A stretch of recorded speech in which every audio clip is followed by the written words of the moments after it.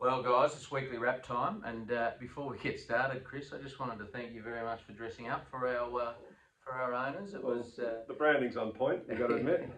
yeah, it is, but I thought we always wore shirts anyway. Guys, it was a pretty rough start to the week this week. As we mentioned last week, we had Hiawatha, our European import, running around on Tuesday at Kembla Grange.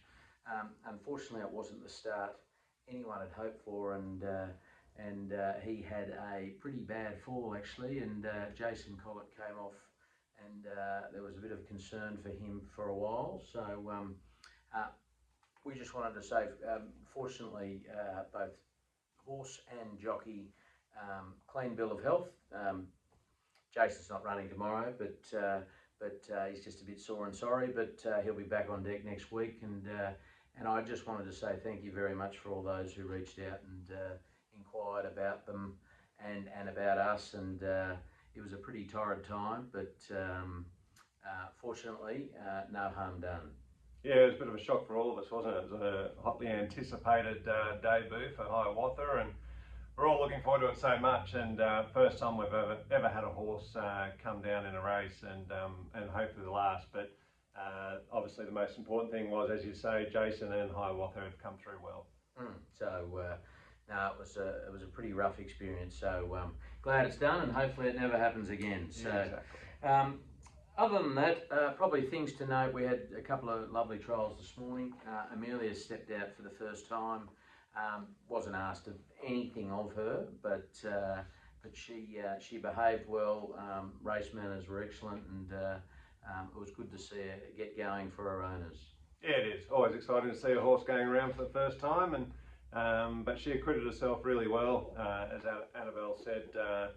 Pre and post, the horse was only just probably fit enough just to go around in that trial. Timing meant we went around probably a week early, but acquitted herself really well, and she'll take a lot of benefit out of that, both fitness-wise but also experience as well. And then we had Sweet Proposal, who had her second trial. She's had a longish layoff. Annabelle, she had a lovely trial. Annabelle reported that she's never looked better.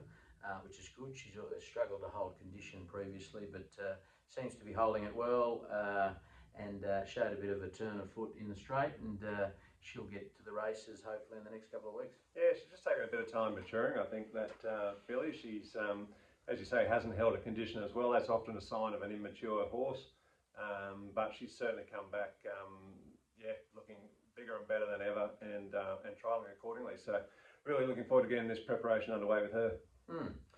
Moving on to this week, we were meant to have Dubai Showgirl running around in a return trial this afternoon.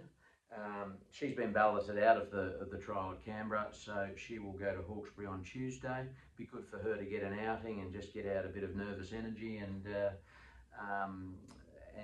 then hopefully she'll get to the races. But looking forward to seeing her step up in trip pretty quickly this preparation. Yeah, I can't wait. She had a nice preparation, her previous one, and it was a bit of an experimental one, getting her up in trip and seeing if she appreciated that, which we sort of suspected she would, and thankfully she certainly did. So now that we know that, we've got that confirmation, she can be prepared accordingly for this preparation, and we'll get up to those sort of distances a bit quicker, and she'll be a lot more competitive straight away. Then we move on to the big one tomorrow, day 2 of the championships. We've got Miss Hellfire in the Group 2 Sapphire Stakes, last race of the day. Look, it's a tough race. There's some quality fillies and mares in the race, and she's just over a month between runs. But look, she's drawn quite well. Mickey D on board, and he's had some success for Triple Crown, and look, I think maybe the freshness might help her just push hard, and you never know. Yeah, that's right, and it's a drying track too, which helps. Obviously, we've had an absolute ton of rain, but we've had some nice blue skies, which is welcomed, especially for her. So yeah, excited to see her go around. It is a little bit of a throw at the stumps. It is a tough race. I think the most suitable races for her are coming up in the weeks ahead, and certainly up in Queensland, where she'll be chasing some stakes class races, which is exciting. But she'll just be left in a holding pattern for probably too long So she needs to go around, but she's not out of place in this race. She is a quality mare, and yeah, she could well give it a shake. So let's see. Huge day of racing in Sydney. So exciting for all the owners to have a runner, and probably the second biggest race day of the year.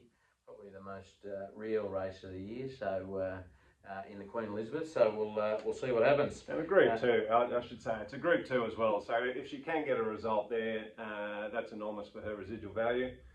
Even if she's placing or even fourth to a lesser degree, would make it onto her pedigree page, which would be a big bonus. So yeah, fingers crossed and best of luck to all her owners. Seiko is the last of our runners for the week.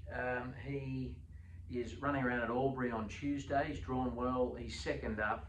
Look, he ran an enormous race in his resuming race. Yep. Not sure that's the way to say it, but anyway. And he's drawn well, as I said, and he looks like he's a good red-hot chance. Yeah, he does. He's racing really well. It's probably a touch harder race, but down a touch in weight too. I think he drops a couple of kilos from memory. Barrier 3, which is ideal. I'm excited to see him in a good gait at a time where he's probably ready to reduce as well. So yeah, excited to see him go around. I think he's going to be a really good each way chance. Yeah, and look, you know, it's been a long time coming. He's been with Nick Ollie for a while now. He's had plenty of runs, lots of placings, and it'd be really lovely for everyone to get that win. So hopefully it's near. Can and will knock on the door, that horse, but hopefully he'll smash his way through the door in this race. So that's the week of runners. It's a fairly quiet week this week. I should call out, we were, I don't know if we were lucky enough, but we were out at the Easter yearling sales on Monday and saw the circus that was the Winx foal being sold. I was actually standing next to a woman who probably had a little too much to drink and kept bidding and screaming. But yeah, no, it's obviously something to say you've been there, and what an experience. Yeah, I haven't. Obviously, I've been to a lot of sales rings over the years, but never seen anything like that. $10 million. It's a world record for a filly yearling going through the sale. Just quite incredible. But Debbie Capita, she was a part owner and the winning bidder.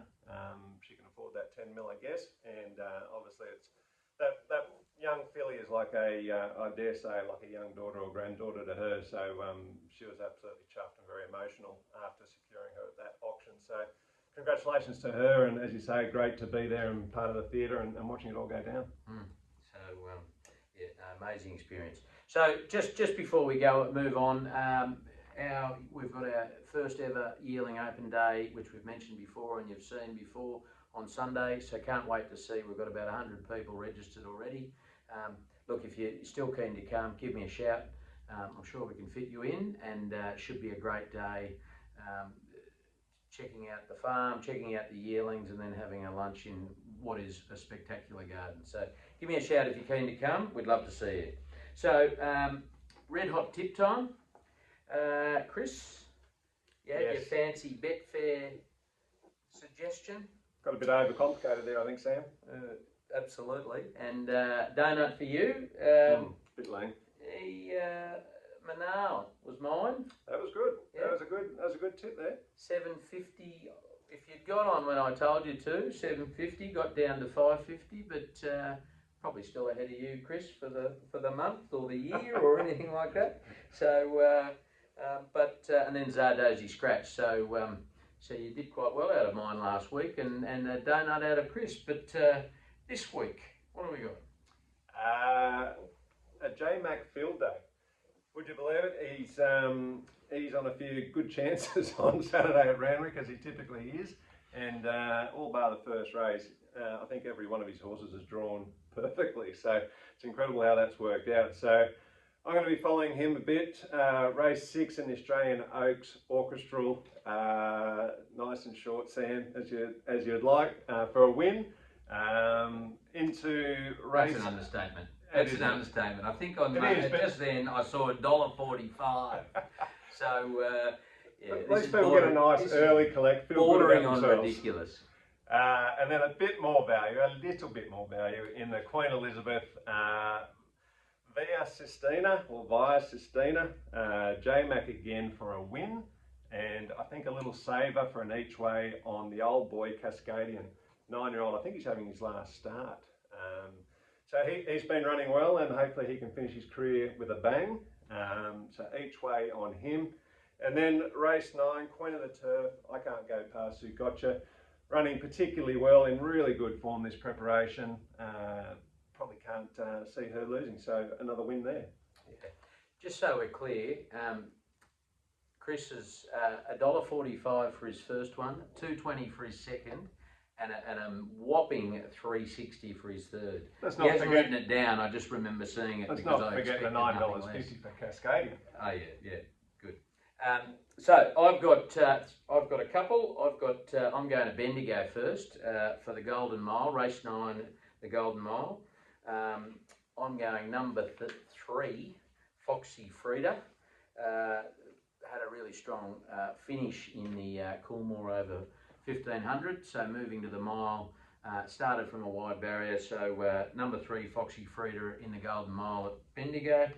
I'm going against you in the Australian Oaks. Good. Race 6 at Rosehill for 3-year-old fillies. I am on number 5. I'm not going for the $1.45 favourite.